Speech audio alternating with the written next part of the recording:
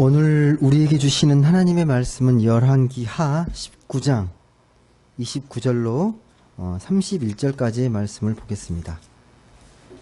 열왕기하 19장 29절에서 31절까지의 말씀을 같이 보겠습니다.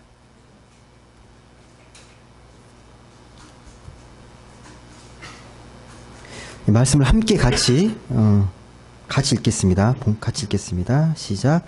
또 내게 보일 징조가 이러하니 너희가 금년에는 스스로 자라난 것을 먹고 내년에는 그것에서 난 것을 먹되 제3년에는 심고 거두며 포도원을 심고 그 열매를 먹으리라. 유다 족속 중에서 피하고 남은 자는 다시 아래로 뿌리를 내리고 위로 열매를 맺을지라.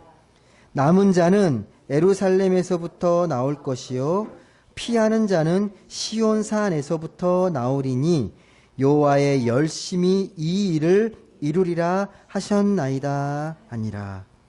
아멘. 네, 오늘은 열왕기하에 있는 말씀인데요.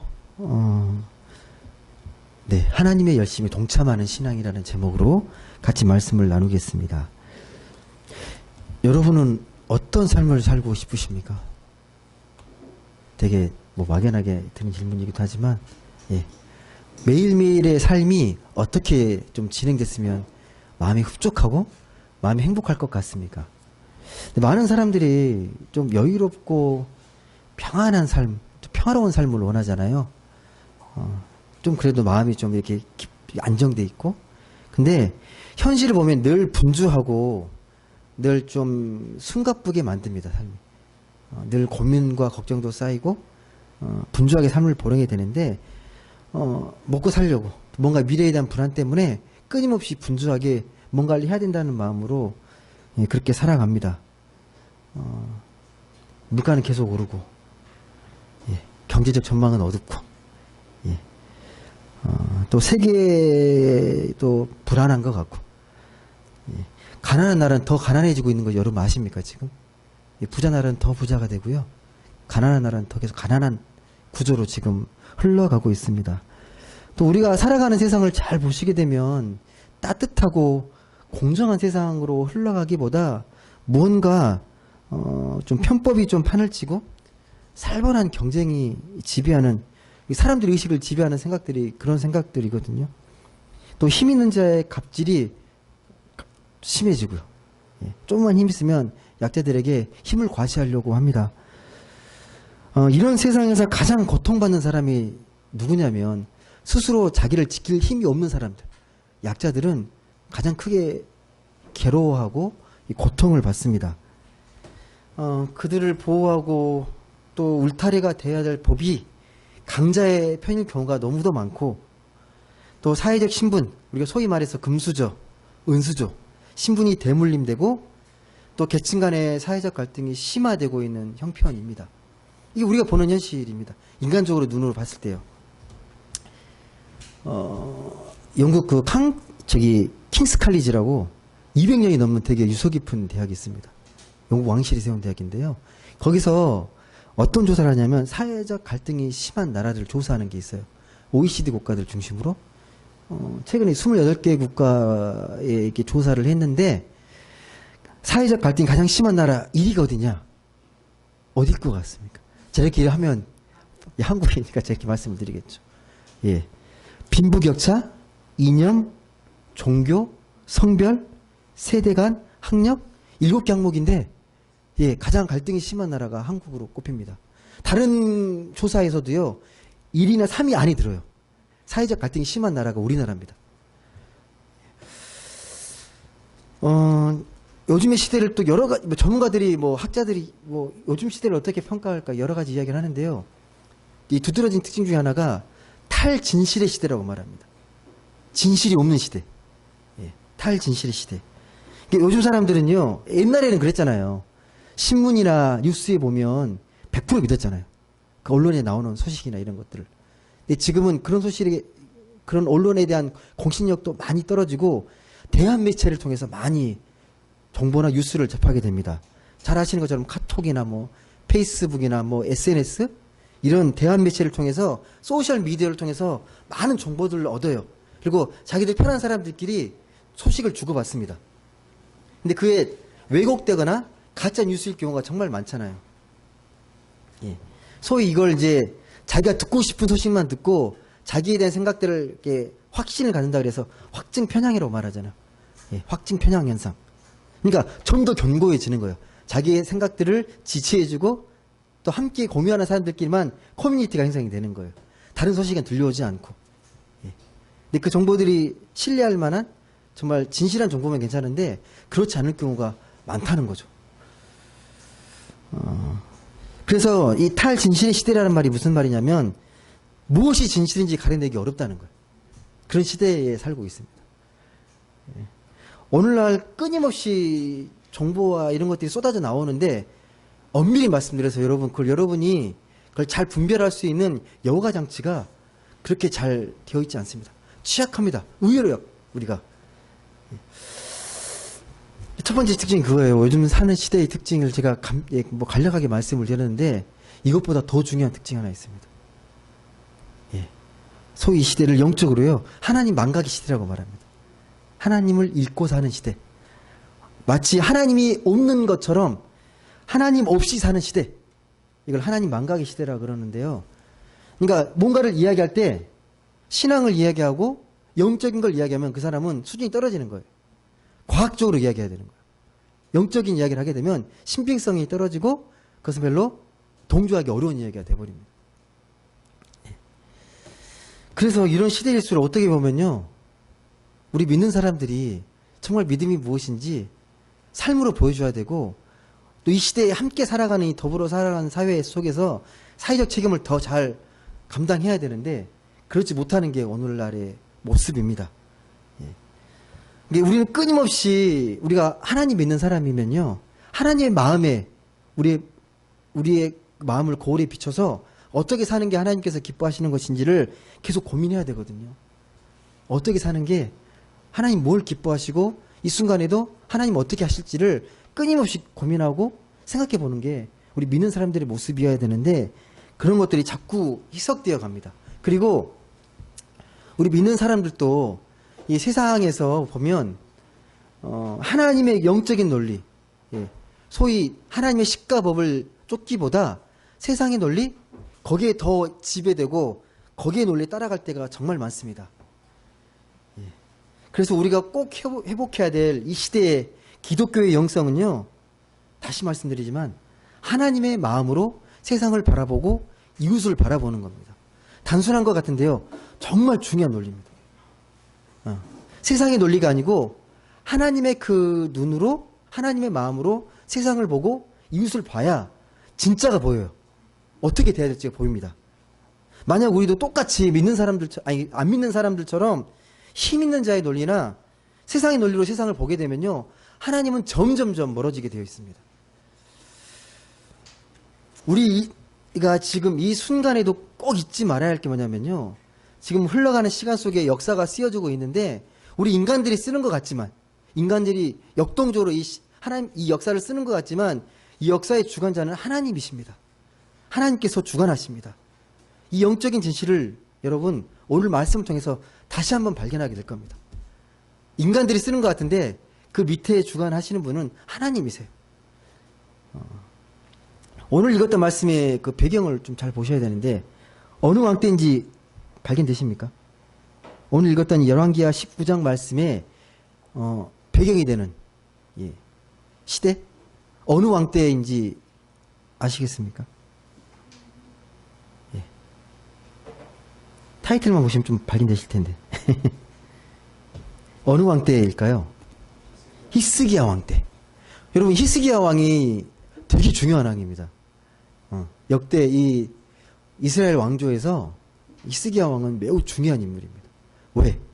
성경에서 훌륭한 왕으로 평가받고 있는 왕. 대부분 악한 왕이고 평가가 좋지 않은데 정말 드물게 평가하는, 하나님께서 칭찬받는 훌륭한 왕이라고 칭찬하는 왕이 히스기야 왕입니다. 성경에서 이게 남유다, 그러니까 원래는 다윗이 이스라엘 왕국을 세우고 솔로몬이 죽고 나서 왕국이 갈리잖아요. 북이스라엘, 남유다. 예. 남부로 분단되어 있는 나라로 생각하시면 되는데 이제 그렇게 분단되어서 나라가 흘러가다가 북이스라엘이 멸망당합니다. 언제 멸망한 25세. 히스기야 왕이 25세는 왕이 오르게 되는데요. 이미 이 북이스라엘이 형제국이죠. 어떻게 보면 멸망을 당해요. 어느 나라에 의해서? 아수르에 의해서 멸망을 당하게 됩니다. 예. 참고로 이 히스기야 왕이 왜 훌륭한 왕으로 평가를 받냐면요. 하나님의 말씀에 귀를 기울이면서 아버지 아하스 왕 때 그 하나님 믿는 신앙이 완전 훼손되고 망가져버린, 변질돼 버려요. 예. 우상이 판치는 나라가 됩니다. 하나님의 그 신전에 막 그 산당이 세워지고 아세라 목상을 세우고 막 그러는 거예요. 그걸 다 회파시킵니다. 아세라 목상을 찍고 산당을 제거하고 심지어 어느 정도까지 우상이 많았냐면요. 모세가 한 번은 광야에서 구린 옷뱀을 세워서 이스라엘 백성을 살린 적이 있었거든요. 이 뱀을 쳐다보면 산다. 예, 구린 옷뱀 만들어가지고. 근데 이것도 우상이 됐어요. 이것까지 다 회파시킵니다. 이 히스기야 왕이에요. 그리고 블레셋과의 전쟁에서 영토도 확장시키고 국가의 재정도 튼튼하게 만들었던 왕이 이 히스기야 왕이에요. 근데 그 히스기야 왕을 하나님께서는 주님을 온전히 신뢰하고 하나님의 율법과 계명을 성실히 지키는 왕이다 라고 평가를 합니다. 네. 근데 안타깝게 뭐냐면 이 왕이 훌륭한 왕이거든요. 정말 훌륭한 왕인데 이 불운한 왕의 또 대명사도 히스기야 왕. 왜냐하면 그가 왕위에 올랐을 때 그 고대 근동 지역이요 격변의 시기였어요. 격변의 시기. 아수르가 정말 처음에는 큰 나라가 아니었거든요. 점점점 세력을 키우더니 제국이 되고 자기 형제인 이 북이스라엘을 멸망시켜 버립니다. 근데 이게 멸망당하러 끝나는 게 아니라 남유다 입장에서는요 그동안 보호막이 울타리 보호막이 됐던 방파제가 사라진 거예요. 외세의 침략에 속수무책으로 당할 수밖에 없는 그런 형국이 되는 겁니다. 아니나 다를까 히스기야 4년 때 쳐들어옵니다. 히스기야 4년 때 그 북이스라엘이 멸망당하고 히스기야가 14년 왕이 오른 지 14년째가 되니까 북이스라엘이 총 공격해와요. 이 아수르가 모든 유다 성읍을 총 공격합니다. 특히 예루살렘에 집중해서. 사네립이 그때 아수르의 왕이었는데요. 어마어마한 대군을 끌고 예루살렘 함락 직전까지 갑니다. 이때 위기를 느껴가지고 히스기야 왕이 화친을 청하는 거예요. 사네립에게 사신을 보내서 제발 여기서 저희가 요청을 드릴 테니 화친하자. 그랬더니 이제 사네립이 그냥 화친시켜 주겠습니까? 요구를 할 거 아니에요. 어떤 요구를 했냐면 은 300, 금 30달란트를 바쳐라. 조공으로 바쳐라. 그러면 내가 화친하겠다. 여러분 이 말로는 어느 정도 양인지 감이 안 잡히시죠? 원래 달란트라는 단위가 그 무게를 다는 최대의 단위가 달란트예요. 그러니까 구약에는 보통 1달란트 그러면 금 30kg 정도? 또 나라마다 다른데 예를 들면 바벨론 같은 데는 60kg, 60kg가 1달란트예요. 그러면 감이 오시죠? 1달란트가 쌀포대 한 20kg짜리 쌀포대 하나잖아요. 그걸 얼만큼 내라는 거예요? 300, 30. 그 당시에 재정으로 이게 거덜내겠다는 거예요. 그냥 왕궁을 거덜내겠다는 거예요. 그래서 왕궁이랑 성전에 있는 모든 금을 싹싹 긁어 모아가지고 보내는데 이것도 양이 안 돼요. 그래서 어떻게 했냐? 왕궁과 성전에 금박을 입히거든요. 다 긁어내가지고 그거에 다 해서 그렇게 보내요. 겨우겨우 보냅니다. 그런데 이 사내립이 받고 공격을 멈추지 않습니다. 계속 공격을 합니다. 그래서 그 수하를 또 보내는데 그 다르단, 랍사리스, 랍사게 많은 병력을 또 통해서 계속 공략하거든요. 근데 여러분 이 이름은 다르단, 랍사리스, 랍사게 이건 사람 이름이 아니고요. 그 군대의 그 직책이에요. 계급. 예를 들면, 그러니까 뭐 총사령관, 뭐 야전사령관, 뭐, 예, 군사령, 이런 거예요. 그 개념이에요. 사람 이름이 아닙니다. 그렇게 다시 이스라엘을 공격하라고 보낸 거예요, 남유다를. 그래도 무너지면 안 되니까 다시 사신을 보냅니다. 뭐, 엘리야김, 셈나, 요아. 이 사람들은 뭐 국내 대신이고 서기관이고 또 역사 기록관인데 이분들이 누구냐면 당시에 이 남유다에서는요, 최고의 지식인이고 최고의 협상가, 전략가들이에요. 걔네들을 보내서 다시 한번 협상을 하자는 거예요. 다시 한번. 예. 근데 이 랍사게라는 이 총사령관이 이들과 협상을 하는데 상대가 안 돼요. 훨씬 더 뛰어납니다, 이 사람들이. 타고난 선동가고 뛰어난 전략가, 뭐 외교적 변론이 뛰어난 사람이에요. 이 기록에 보면 잘 나오거든요. 말씀 읽어보시게 되면. 그러니까 협상 대표로 세 사람을 보냈는데 이 랍사게라는 이 사령관이 협상 테이블에 이렇게 와 있을 거 아니에요. 근데 이 사람들만 있는 게 아니라 성벽에 많은 사람들이 그걸 지켜보고 있어요. 유다 백성들이요. 어떻게 협상하는지를 다 보고 있습니다. 근데 이걸 알아요. 그래서 되게 전략적으로 말을 합니다. 유다를 분열시키고 저항 의지를 꺾기 위해서 거의 뭐 예언가가 뭐 피를 토하듯이 막 쏟아내요. 그게 이 말씀에 나오게 되는데 첫 번째로 뭐라고 이야기하냐면 니네가 전통적인 우방인 애굽을 의지하는데 애굽 아시죠? 애굽은 전통적인 남유다의 그 우방국입니다.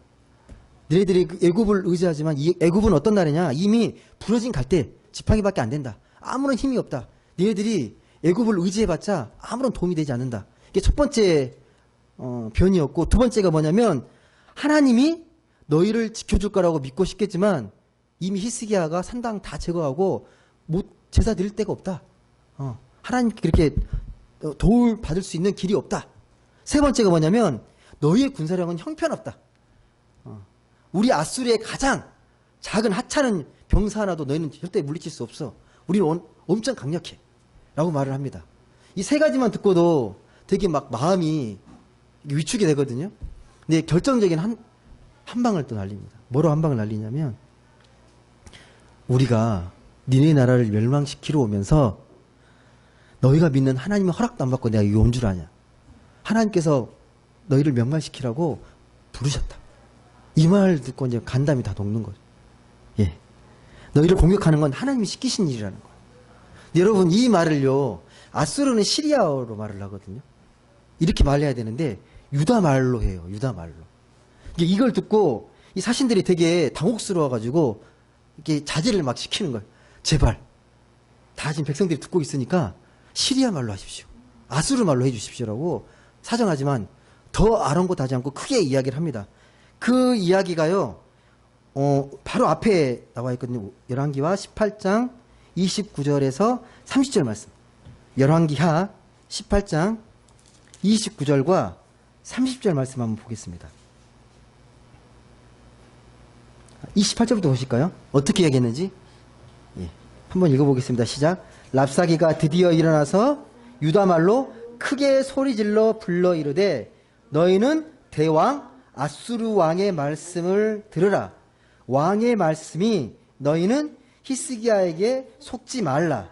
그가 너희를 내 손에서 건져내지 못하리라. 또한 히스기야가 너희에게 요아를 의뢰하람을 듣지 말라. 그가 이르기를 요아께서 반드시 우리를 건지실지라 이 성읍이 아수르 왕의 손에 함락되지 아니하게 하시리라 할지라도. 다 알고 있어요.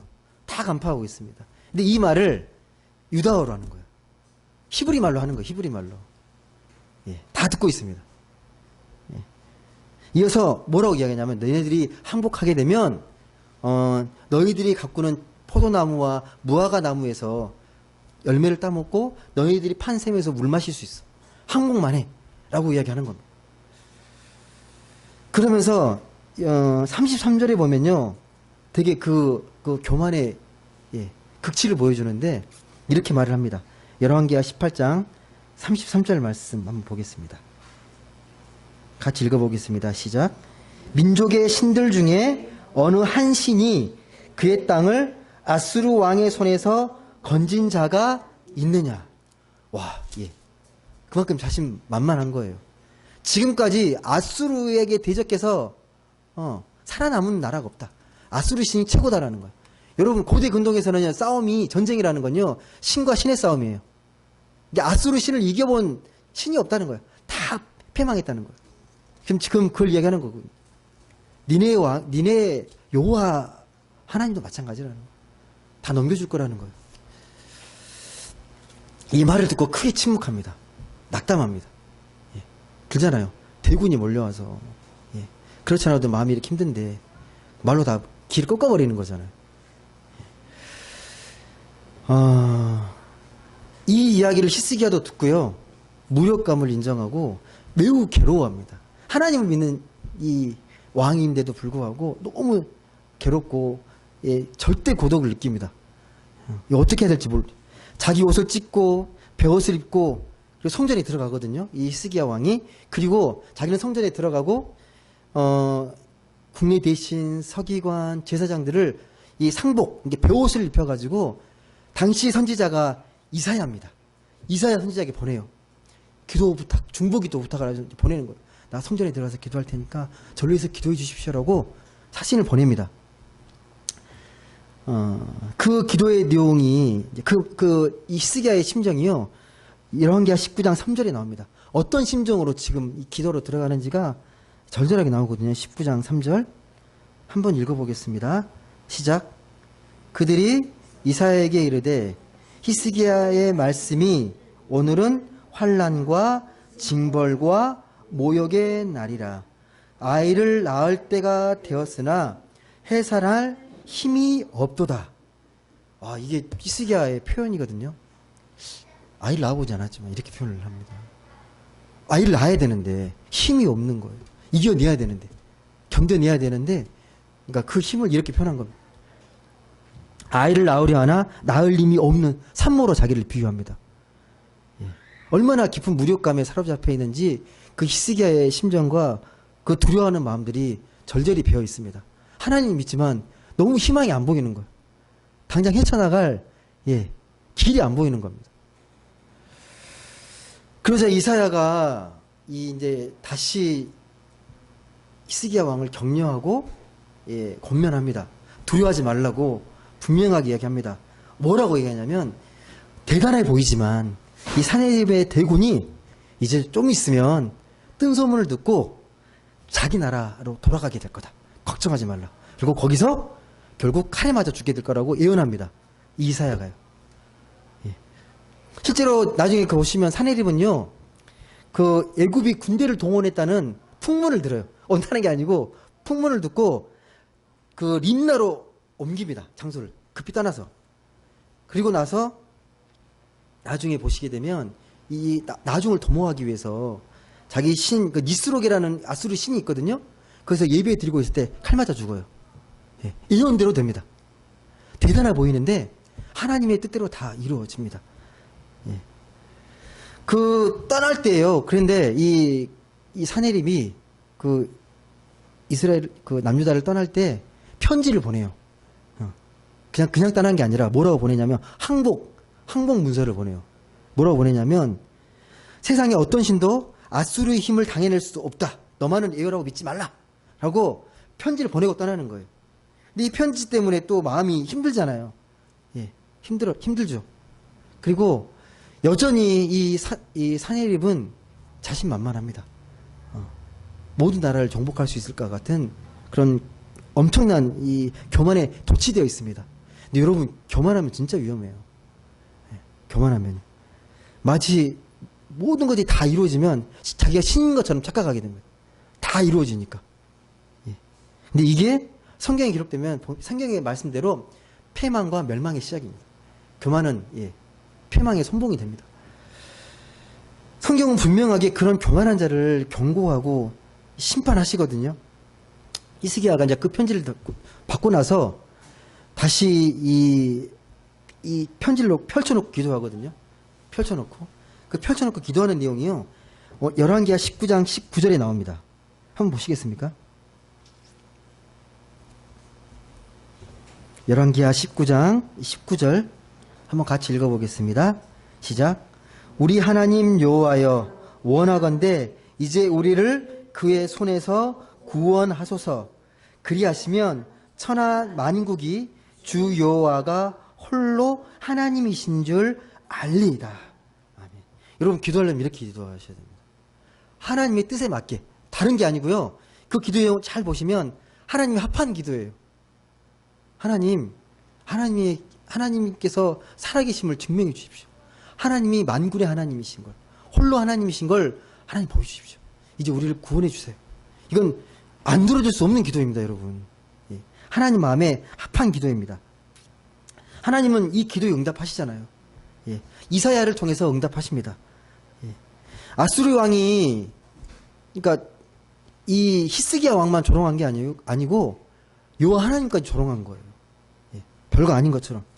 근데 하나님은 결코 조롱당하실 분이 아니시잖아요. 예. 결국 하나님께서 이 사내립을 멸망시키는데 나중에 표현이 이렇게 나와요. 이 사내립, 이 아수르라는 자라기 전에 말라버린 풀, 지붕 위의 잡초처럼 여깁니다. 예. 아무리 우리 눈에, 인간의 눈에는 대단한 것처럼 보이지만 하나님 보실 때는요, 아직 다 자라지 않은 풀과 같은, 잡초 같은 존재가 걔네들이라는 거예요. 그냥 하나님의 막대기일 뿐입니다. 그래서 하나님은 이제 아수르 왕의 악행을 다 알고 계시고 그를 심판하십니다. 그리고 결국은 사내립의 시대가 끝나게 됩니다. 그 내용이요, 잠깐 보실래요? 어떻게 끝나는지. 열왕기하 19장 35절에서 36절 말씀. 예. 우리가 읽진 않았는데요. 뒤에 사내립이 죽는 내용들이 나오거든요. 또 멸망하는 내용들이 나오는데 한번 보겠습니다. 35절, 36절 같이 읽겠습니다. 시작.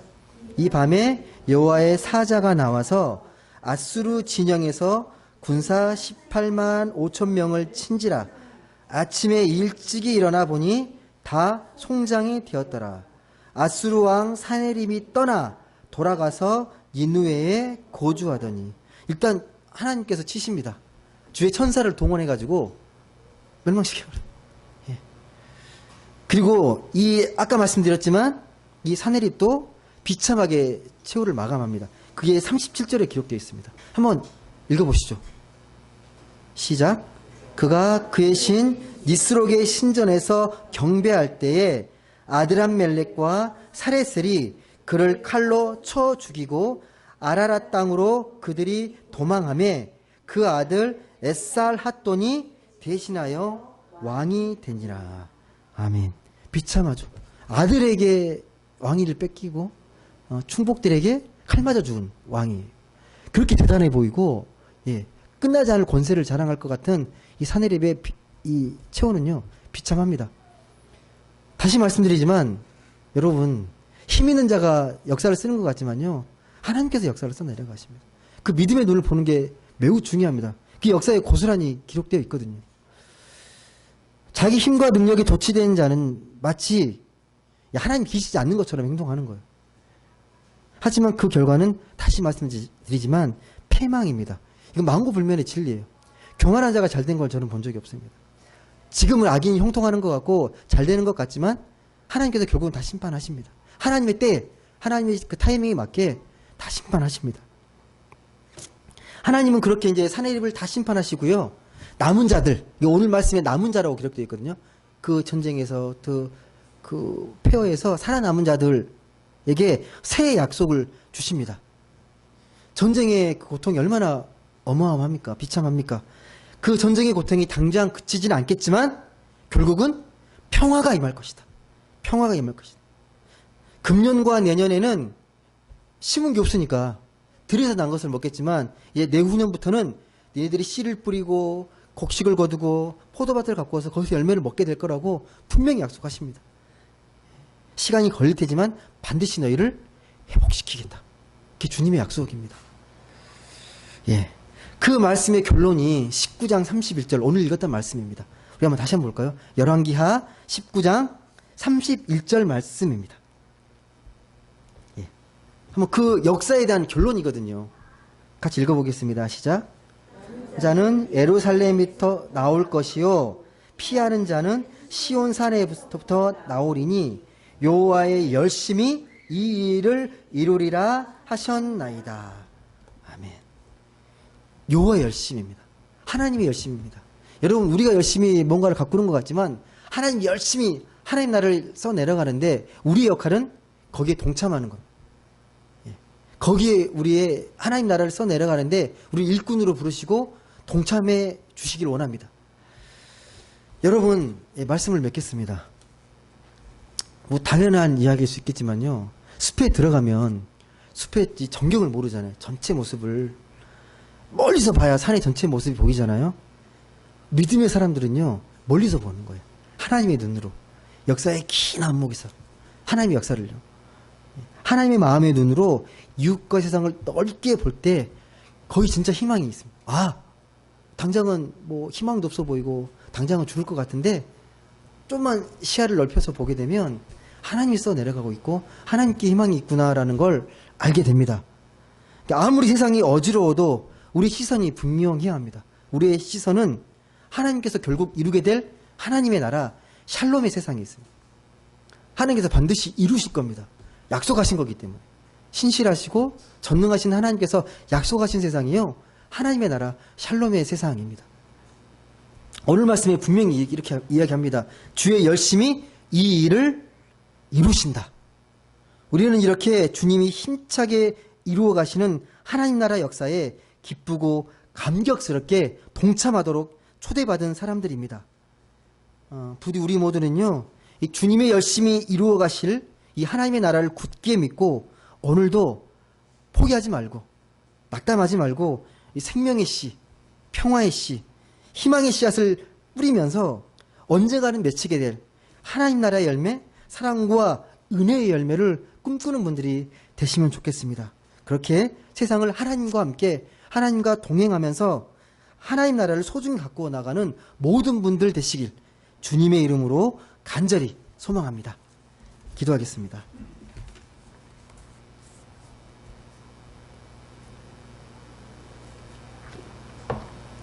사랑과 은혜의 하나님 감사드립니다. 이렇게 주일, 또 귀하고 복된 주일날 늘 하나님 전에 나와 함께 예배하고 또 주님께 나아가게 하시니 감사합니다. 주의 말씀을 통하여서 우리의 심령을 돌아보게 하시고 우리가 어떤 방향으로 어떠한 시선으로 이 세상을 바라보고 살아가야 될지를 깨닫게 하여 주옵소서.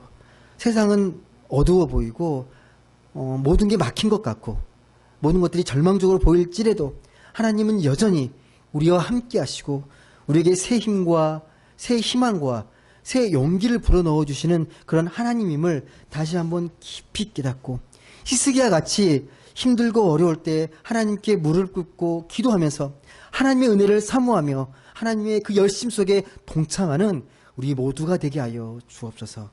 감사드리며 사랑이 많으신 예수님의 이름으로 기도드립니다. 아멘. 찬송가 528장 찬송 드리겠습니다.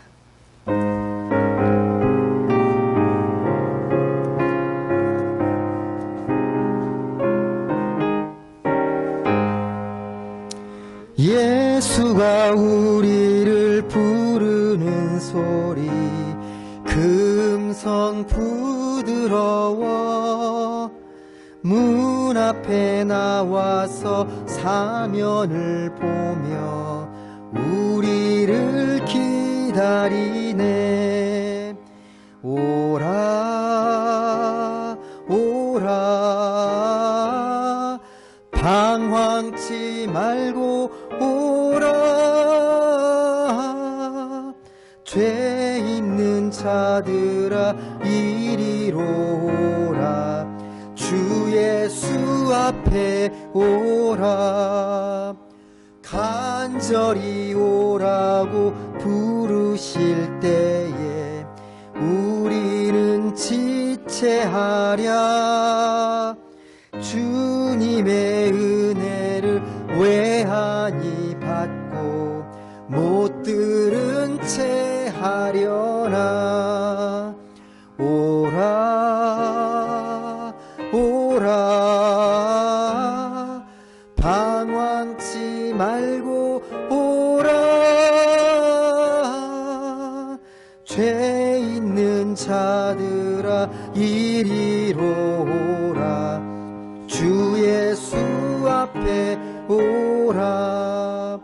세월이 살같이 빠르게 지나 쾌락이 끝이 나고 사망의 그늘이 너와 내 앞에 돌리며 가리우네.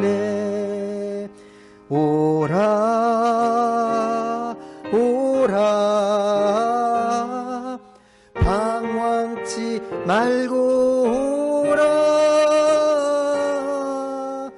죄 있는 자들아 이리로 오라. 주 예수 앞에 오라. 우리를 위하여 예비해 두신 영원한 집이 있어. 죄 많은 세상을 떠나게 될 때 영접해 주시겠네. 오라 오라 방황치 말고 오라.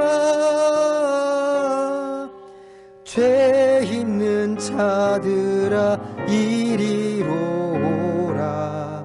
주 예수 앞에 오라. 아멘. 다 같이 봉기도 드리겠습니다. 사랑의 하나님 감사합니다. 한 주간도 주님의 은혜로 저의 생명을 지켜주시고 보호하여 주신 은혜 깊이 감사하며 봉헌합니다. 우리가 살아가는 매일의 삶의 필요를 너무도 잘 아셔서 때에 맞게 우리에게 필요한 은혜를 풍족히 채워주시고 우리를 늘 생명으로 인도해 주시는 하나님, 그런 사랑의 주님을 우리 마음 깊이 늘 깨닫게 하시어 삶을 기쁨과 감사로 넘쳐나게 하여 주옵소서. 이 시간 우리의 예물 또한 주님을 향한 은혜와 기쁨으로 차고 넘치게 하시고 더 크신 사랑과 은혜가 우리의 삶을 통해 세상으로 흘러가게 하여 주옵소서. 드려진 예물들 필요한 곳에 잘 쓰이게 하셔서 하나님의 영광만 나타나게 하여 주옵소서. 감사드리며 예수님의 이름으로 봉헌 기도 드립니다. 아멘. 네, 친교와 교제 시간입니다. 네. 무더위가 계속되고 있습니다. 찌른 듯한 무더위, 타는 듯한 무더위. 예. 아침에 눈 떴는데 막 덥더라고요. 예. 더위에 지치지 않도록 늘 건강관리 잘 하시고 특별히 영적인 컨디션 잘 관리하시면 좋겠습니다. 특별히 이제 무더위와 장마로 지치기 쉬운데 믿는 사람답게 늘 말씀과 기도로 우리의 에너지, 영적 에너지를 잘 충전했으면 좋겠습니다. 예, 성령 강림절 기간인데요. 오순절 마가의 다락방에 임했던 그 성령의 충만한 은혜가 우리의 삶과 우리 10년 가운데도 차고 넘치기를 간절히 소망합니다. 지금 이제 계속 태풍도 올라오고 또 지금 수해 피해로 인해서 지금 어려워하는 분들도 되게 많은데요. 그분들의 삶을 주님께서 온전히 지켜주시고 또 위로해 주시고 빨리 회복될 수 있도록 또 도움의 손길을 통해서 잘 재건될 수 있도록 기도해 주시면 감사하겠습니다. 네, 우리 앞뒤 좌우 성도님들과 한번 인사 나누시죠. 사랑합니다. 축복합니다. 축복합니다. 네, 감사합니다. 네, 이제 우리 모두 자리에서 일어나셔서 파송의 찬양 다 같이 부르겠습니다.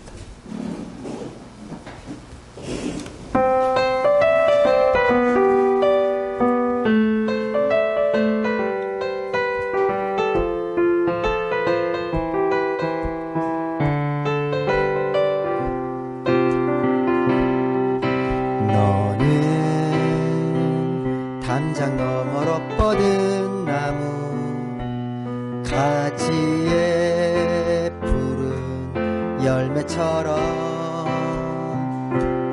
하나님의 귀한 축복 축복이 삶에 가득히 넘쳐날 거야. 너는 어떤 시련이 와도 능히 이겨낼 강한 발이 있어. 전능하신 하나님께서 너와 언제나 함께 하시니 너는 하나님의 사람, 아름다운 하나님의 사람. 나는 널 위해 기도하며 내 길을 축복할 거야. 너는 하나님의 선물, 사랑스러운 하나님의 열매, 주의 품에 꽃 피운 나무가 되어줘. 너는 하나님의 사람, 너는 하나님의 사람, 아름다운 하나님의 사람. 나는 널 위해 기도하며 내 길을 축복할 거야. 너는 하나님의 선물, 사랑스러운 하나님의 열매, 주의 품에 꽃 피운 나무가 되어